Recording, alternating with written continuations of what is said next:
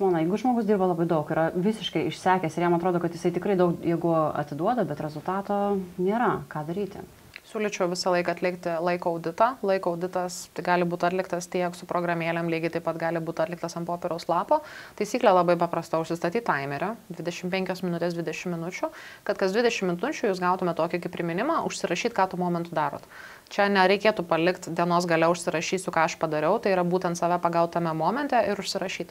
Tokį pratimą atlikti kelias dienas ir taip jūs pastebėsit, ką jūs iš tiesų per dieną darot. Gal tai, ką jūs darot, nėra tai, ką jūs įsivaizduojat darás, gal tuo metu užsiskrolinant telefoną, darot visai pašalinius darbus, gal jūs kažkas pastoviai blaško. Toks auditas padeda identifikuoti dienoje tuos būtent laiko vagis ir nuo to dalyko galite atsispirti dėliodami savo dienotvarkę.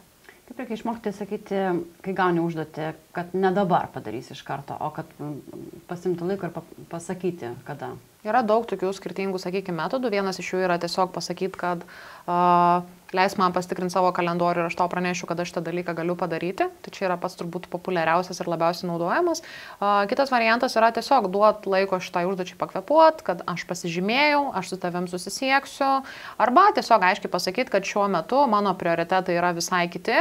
Jeigu tai yra vadovų lygmenį, tai tiesiog tiesiai šviesiai ir paklausti, kuri užduotis tada turėtų būti perkelta į žemesnį prioritetą, kad aš atlikčiau šitą užduotį. Tokiu atveju jūs patys sprendimą dėl laiko planavimo, būtent šitų užduočių, jūs perleidžiat vadovui priimti tokius didesnius sprendimus. Kokios dažniausiai pasikartojančios klaidos, kad žmonės praranda savo laiką, nors vertina, kad labai stipriai dirba?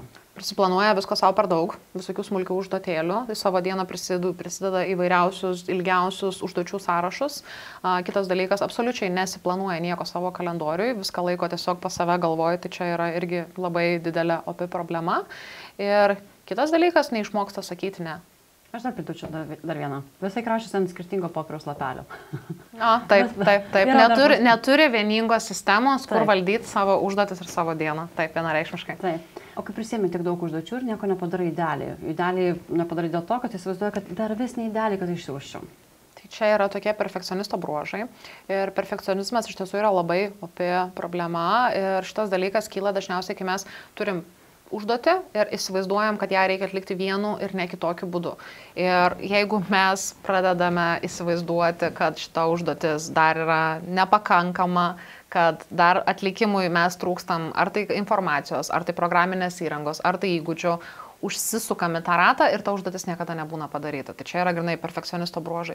Šitas dalykas lygiai taip pat veda į tą atidėliojimą. Mes pradedam atidėlioti, nes kam daryti iš viso, jeigu aš negaliu to dalyko padaryti idealiai, ką kiti pagalvos, ką kiti pasakys. Tai čia yra tarpusavį tokie labai susiję dalykai, nes yra toks labai geras posakis, better done than perfect.